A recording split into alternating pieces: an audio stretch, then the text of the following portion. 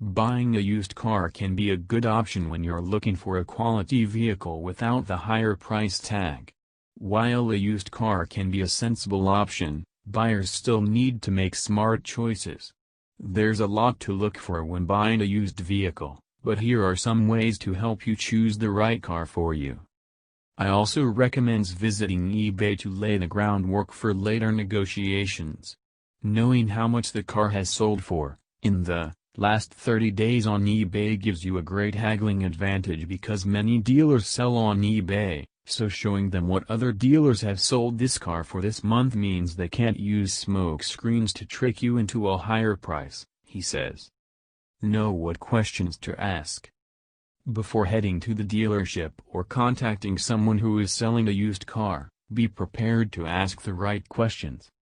To help determine a price range, Pedram also has a handy "How much car can I afford?" calculator that takes into account the cash down payment, possible trade-in value, and how much you may owe on your old car. However, I say selling your car yourself can increase your profit and help you avoid potential scams. Dealerships, offer you $4,000 to $6,000 below market value for your trade-in, he says. We suggest selling it yourself to maximize sales proceeds. If you're taking out a loan, keep in mind that banks typically won't give loans for cars that are more than 4 or 5 years old, and the APR for used car loans tends to be at least 2% higher. Whether you're buying from a dealership or an individual, make sure to budget for all the necessary costs. There are certain fees that everyone has to pay when buying a car, things like sales tax, registration, documentation fees, which also has a car buying fees chart. Always ask for a breakdown of the fees. Don't be afraid to ask if you don't recognize a fee. Many dealerships require proof of insurance before selling you the car. When buying a used car from an individual, remember that you'll need to be insured before you drive it. Run a vehicle history report.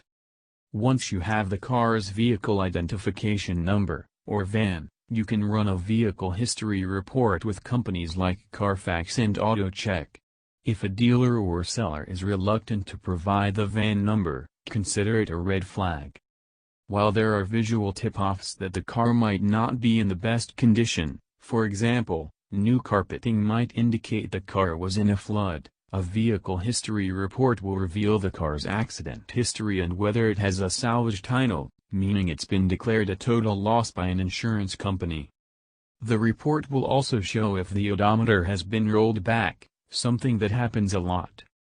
Even if you ran a vehicle history report, it's still important to have the car inspected by a mechanic to find potential issues, such as leaks, and to determine if the car has been in an unreported accident.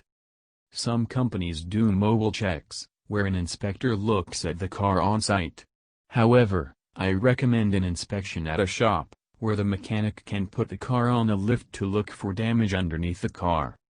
Seeing the car from underneath will show any damage that was not repaired. I say body shops often don't fix the parts of the car that you cannot see. In addition to the usual things one considers when test driving a new car, such as legroom and visibility, your checklist for a used car test drive will have a few more items. Red flags include problematic noises and even strange smells. As with any test drive, look at the car in daylight hours and drive in conditions that mirror those of your day-to-day driving. For example, consider whether you often drive in stop-and-go traffic, on the highway, or through hilly areas. Some experts recommend bringing equipment you'll be traveling with often, like car seats, to make sure your items fit. Be prepared to negotiate. When negotiating the price of a used car, your most powerful tool is knowledge.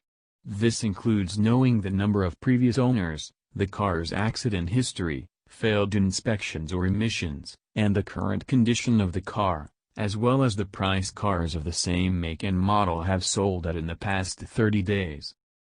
If you are buying a car from an individual owner, make sure the seller properly transfers the title and registration to you. It's important to close the deal correctly to avoid after-sale hassles. Before money changes hands, ask for the title, which is sometimes called the pink slip, and have the seller sign it over to you.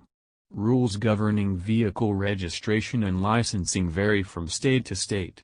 If possible, check with your local Department of Motor Vehicles to make sure there are no past due registration fees you'd be responsible for should you buy the car.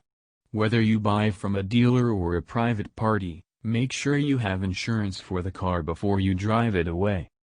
Once you've done the paperwork, it's time to celebrate your new purchase, maybe with a drive-through dinner. You deserve it.